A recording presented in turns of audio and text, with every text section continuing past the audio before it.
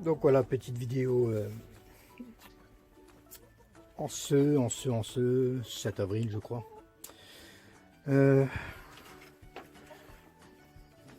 Donc là j'ai toute une variété de choux. On a du chou kale, on a du chou au brocoli, on a du chou du chou-fleur. Donc voilà, là on a fait un semis de betterave. Là derrière on peut voir déjà des choux-fleurs qui sont bien avancés, qu'il faut pas que je tarde à mettre parce que là ça devient limite. Qu'est-ce que je peux te montrer? Donc ouais, ça c'est des petites laitues que j'ai repiquées. Là j'ai un petit ça c'est des tomates porte-greffes, donc il va falloir que je t'en parle un peu de ces greffes là. Donc là maintenant bah, je m'en vais du coup récolter une petite laitue. Ouais. Alors c'est parti. Donc moi ce que je fais à chaque fois que je récolte une laitue, tu vois là il y en a une, deux, trois, ça c'est de la grosse laitue, hein, bien costaud, tu vois, par rapport à la rouge grenobloise. Donc je vais en enlever à chaque fois une sur deux, puis à chaque fois j'en mettrai une autre dans le trou. Donc là c'est parti, on va récolter la laitue. Donc voilà, il y a un petit peu de place ici, donc on va en mettre une de ceux-là par exemple, ou une que j'ai dans mon autre serre là-bas qui sont peut-être un peu plus enracinées dans les godets. Donc ouais, ça c'est des bacs de culture hein, que j'ai dans ma serre. Donc des bacs qui font 60 cm, 70 cm de haut, 2 mètres de large.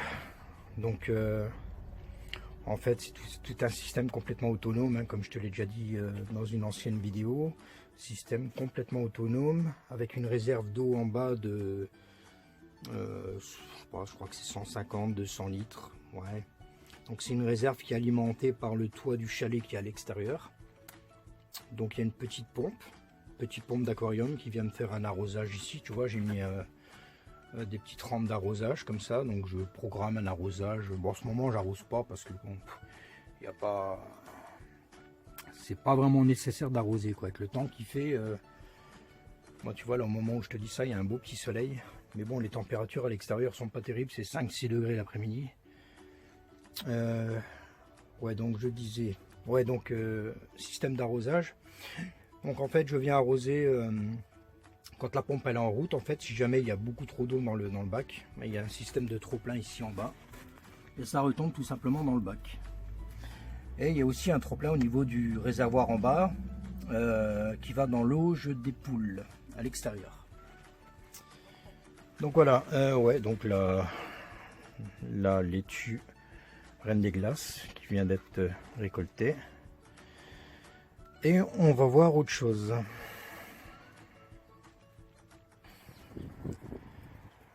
Alors là c'est un, donc là on se trouve à l'extérieur, donc ça c'est un pot, tu vois, un pot qui fait ouais, une trentaine de centimètres de haut sur un diamètre ouais, 35-40. Donc pareil, j'avais semé des carottes il y a quelques temps. J'ai fait ma première récolte là il y a une petite semaine. Je vais te faire d'ailleurs je vais te montrer une petite partie de la récolte. Et là du coup je vais récolter les dernières aujourd'hui. Parce que là maintenant bon, je pense que ça y est, c'est le moment. Donc ça c'est une piqûre de carotte en pot. Et il y avait un cône ciment basalte au milieu de ce pot là que j'ai enlevé il n'y a pas longtemps.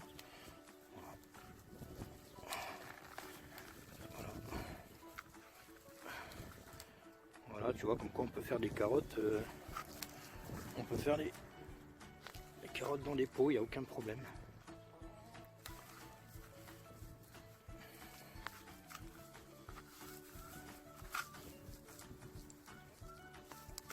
Oh, celle-là elle est pas belle.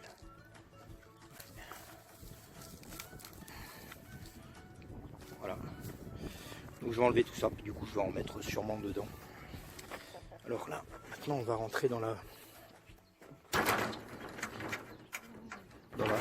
dans la grande serre. Là, il fait meilleur là-dedans. Hein. Hop. Voilà. Donc je vais te montrer un peu ce que j'ai fait là pour l'instant. Alors ça c'est des tomates, c'est des porte-greffes. Donc c'est une variété de tomates cerises que j'avais trouvé dans une serre. C'est des plis qui n'avaient jamais été arrosés. Donc je m'en sers comme porte-greffe du coup. Donc j'avais récupéré des graines. Et cette année c'est mes porte-greffes. Ici des semis de laitue avec mes petits plateaux alvéolés. Donc j'aime bien le système de culture de ces laitues là, c'est pas mal non plus. Ouais.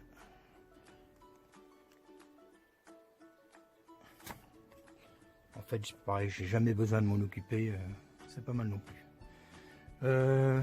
Ouais, donc des tomates encore ici et là. Là, on a, donc ça, c'est un noyau de brugnon. Donc du coup, il est parti directement en deux.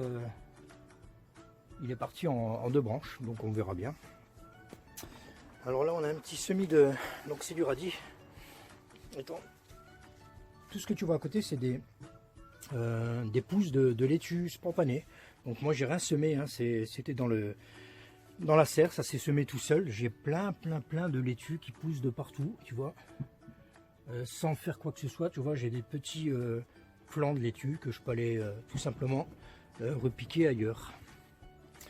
Donc là on peut apercevoir des boutures de vigne. Donc il y a plusieurs variétés. Là celle derrière c'est la vigne Isabelle, ça j'en suis sûr. Donc c'est bon, il est parti. Là bah, c'est une vigne que j'ai appelée vigne rose parce qu'il y a un superbe raisin rose. Donc j'ai pas le nom de la variété que j'ai bouturé. Donc là pareil, un départ de vigne rose. Tac ici. Alors ici on a pareil, c'est des laitues qui sont venues spontanément. Tout ça c'est des laitues. Moi j'ai rien fait, hein. C'est venu tout seul dans la serre. Il y a des laitues, là il y a des. Bah, par contre ça c'est des choux que moi j'avais repiqués. Je voulais les mettre en pépinière, mais du coup ils ont vachement grandi et moi j'ai mangé du gaillet gratteron et du coup oui effectivement ça me gratte le fond de la gorge là et j'aurais pas dû manger ça avant de faire la vidéo. Donc là pareil j'ai récolté côte de blette. Pareil c'est pas une côte de blette que j'ai semée, elle s'est enfin la poussée toute seule hein, spontanément dans la serre. Donc là pareil je peux te montrer 2-3 petites photos de la récolte.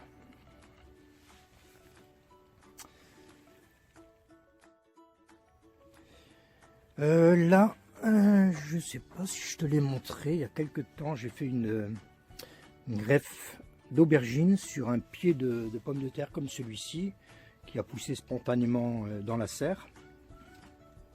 Donc du coup bah, elle a pris, hein, il y a pas de... Elle est toute petite encore mais la greffe a fonctionné. Voilà. On appelle ça un gintato. Gintato. Donc c'est aubergine greffée sur pomme de terre. On voit bien le point de greffe. Hop. Ouais. Je remets la cloche parce que la nuit ici il fait quand même assez frais. Qu'est-ce que je peux te montrer? Alors, voilà, ici c'est des poireaux que j'ai en pépinière. Ici il y a des boutures, un peu tout. Là il y a des boutures de figuier, il y a du vent dehors. Hein. Boutures de figuier, boutures de, pareil, des boutures de vigne là. On a des boutures de prunier. Celle-là elle est belle, celle-là elle est prise, c'est sûr et certain. Alors celle-là, là, ici là, elle avait commencé à fleurir. Et du coup, celle-ci, à mon avis, je pense qu'il devait encore y avoir de la sève dans les boutures. C'est pour ça qu'elle a fleuri, mais on voit qu'il n'y a pas de suite. Je vais attendre encore un peu, on verra bien. Ouais, donc je te disais mes petites boutures de figuier là. Donc, bon, ça, ce figuier, c'est super simple à réaliser. Tu vois, celle-là, elle est encore plus belle. Belle bouture de figuier. Il y a déjà les fèves là. Hop, ça c'est beau. Hein. Ils sont déjà bien en fleurs. Ici c'est un basilic perpétuel que j'avais en pot avec 2 cônes ciment basalte. Alors à partir du moment où j'ai mis les cônes en place, moi je t'ai fait une vidéo il me semble. Ouais. Moi, là il a décollé, il m'a fait des super feuilles. Tu vois la grosseur des feuilles de ce basilic perpétuel, impressionnant depuis que j'ai mis les cônes en place là. Qu'est-ce que je peux te montrer d'autre? Toc toc toc. Voilà, il y a tous les semis, il y a des, tu vois là, il y a des poivrons, il y a des tomates. Tomates. Les tomates, cette année j'ai mis, j'ai dû mettre une 50aine de variétés. Honnêtement, je crois que je vais en donner parce que là j'en ai un peu trop. Là cette année j'ai fait pousser des bleuets, donc des graines que j'ai récupérées dans les prés, et je suis content, j'ai réussi à les faire pousser. Bon là c'est beaucoup trop tôt, hein. Mais c'est un test de germination, donc ça marche. Bon, de toute façon celles-ci elles vont rester ici en serre froide. Ouais, donc les poivrons qui ont bien démarré aussi. Tac, je peux te montrer.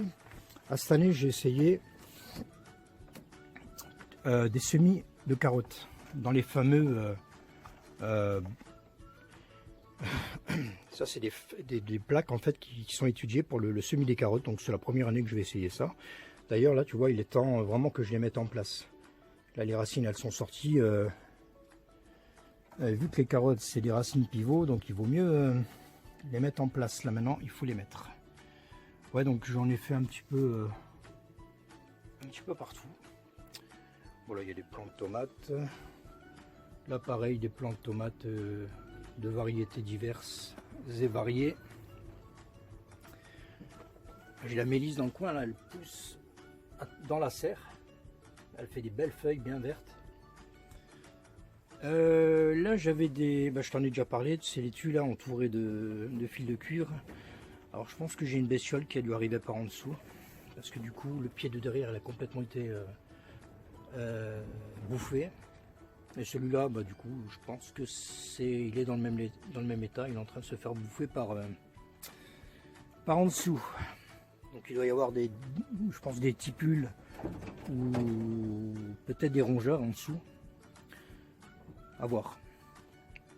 Là pareil, une autre pépinière de poireaux. Là il y a des pois mange-tout. Pareil avec des cônes que j'ai mis en place. Là toutes les laitues que tu vois là, c'est pareil, c'est des laitues tu vois qui sont venues tout seuls spontanément. J'ai pas eu besoin de m'en occuper. Et là on a des carottes. Pareil. Voilà.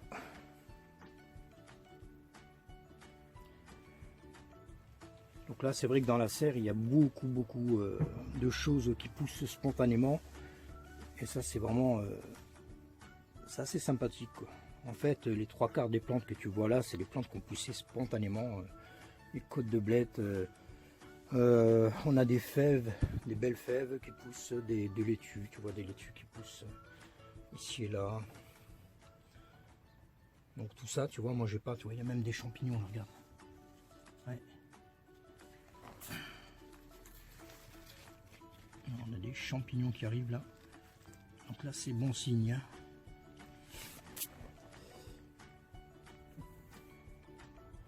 J'ai même du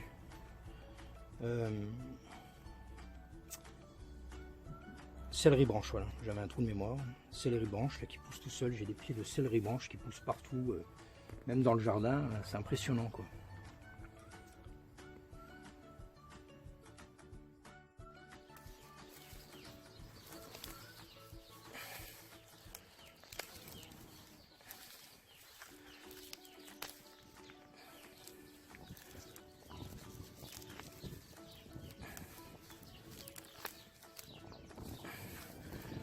Voilà, c'est pas mal hein, pour les cultures en pot. C'est pas mal du tout. Ouais. Voilà, tout petite.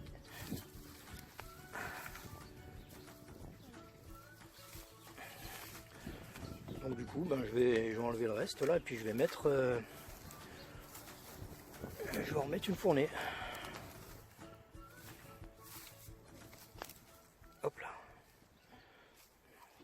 pourrait être assez intéressant quoi.